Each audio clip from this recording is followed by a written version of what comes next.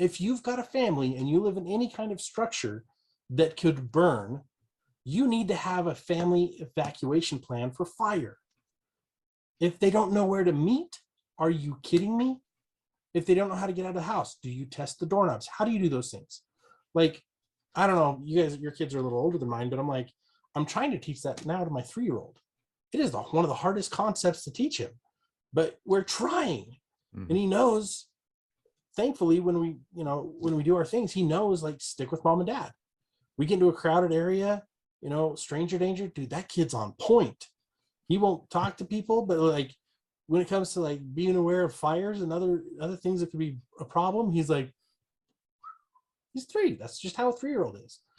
But he hasn't been burned before. That's the problem. He hasn't been burned before, right?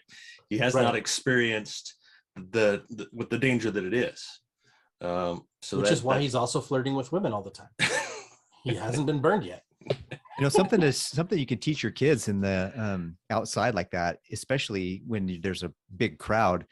One of the things I told my kids is that if you yell dad, there's probably 1,000 dads, and I'm not going to know. I'll be doing my best to know your voice, because I know my kids' voices pretty well, and I can say that. But I say, you call me by my first name.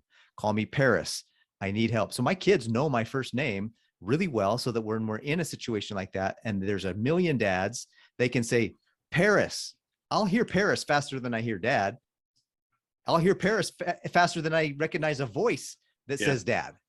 And so that's something that's really key. My kids too, we did several times over the years. We've done like, okay, if we have a burglar that comes in the front door, what do we do?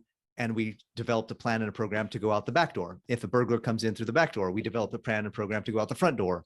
And if the house burns down, where do we go? If the earthquake, what do we do? Like we ran scenarios as well in the house for things like that. And the kids, we even have like safe words, so that we know, hey, this is, if there's a burglar, somebody comes in the house, and the kids know to go to their hiding place, and they know that they don't come out unless we give them the safe word.